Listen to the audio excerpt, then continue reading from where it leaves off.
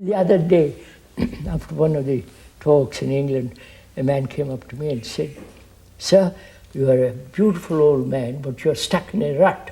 I said, perhaps I don't know, we'll go into it.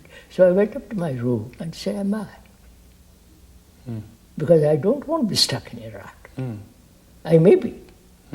So I went into it very, very carefully, step by step, and found, what does a rut mean? Sticking a groove along a particular line. Maybe.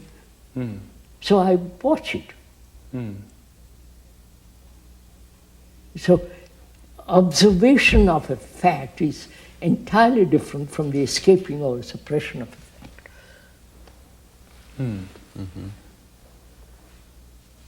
So he says you're stuck in a rut and you observe it, you don't compare. I don't know what, am I in a rut? I look. I'm stuck in a rut because I speak English.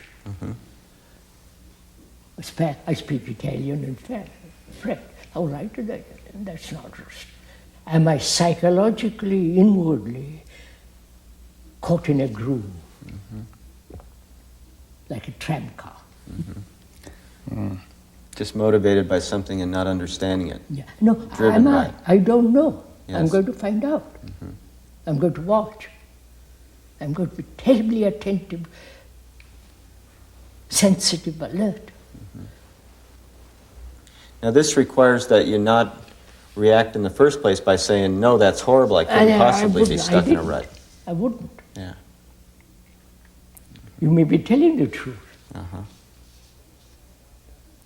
Well, But then to what- not have that reaction, excuse me, Sorry, go on. to not have that reaction, you can't have that self there that says, I'm not the type of person that's stuck in ruts. I don't know. So, is there a learning about oneself which is not, this leads to something else, I mustn't go into it, which is not constant accumulation of about myself? I don't know if I'm making myself clear. Yes. You're saying That that... is, I observe Yeah. myself. And I've learned from that observation something. And that something is being accumulated too all the time by watching. I think that's not learning about yourself. Yeah. It's being concerned with what you think about yourself. Yeah, what you think about yourself, what you have gathered about yourself. Yeah. It's like a river that's flowing. You have to follow it. I mean, that leads somewhere else. Let's get back to Well, no, maybe this is part of the question we're asking, because we start with, how does this disorder occur? And Yes, so you let's say, stick to that. it occurs because I have the image of myself as someone who knows he's not stuck in a rut. I don't like to think that I'm stuck in a rut. And somebody says, yes, you are. But you may be. Yes. I have to be open to looking to see. Yeah, to observe. But then what about this approach? Somebody says I'm stuck in a rut. I look at myself and think, yes, I am stuck in a rut. And then I can respond by saying, well, what's wrong with that? Everyone's stuck in a That rut. means you're just blind. No, you accept the fact, but then you think, well, why should I do anything about it? Well, What's wrong with that as an approach? like a man stuck as a Hindu. He's stuck. He's then contributing to war. Well, I may say, well, I'm stuck in a rut, but says everybody. It's the nature of humanity to be stuck in ruts. You see, that's it. You go off, that's the nature of humanity. Yes. But I question that. I would say everyone else is stuck in If ruts. you say that's the nature of humanity, let's change it for God's sake. But you may believe it's unchangeable.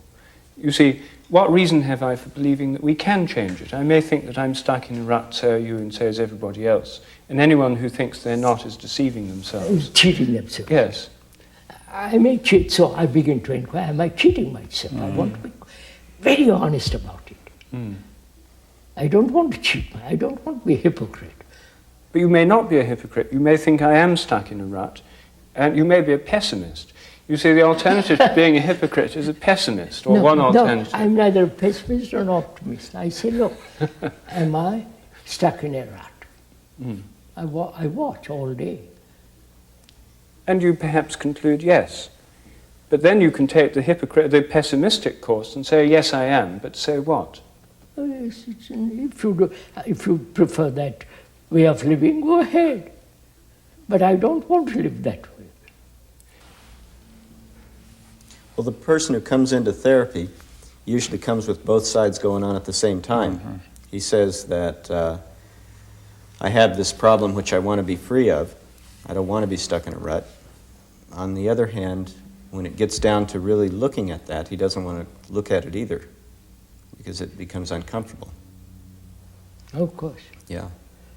So, to come back to your original question, the world is in disorder.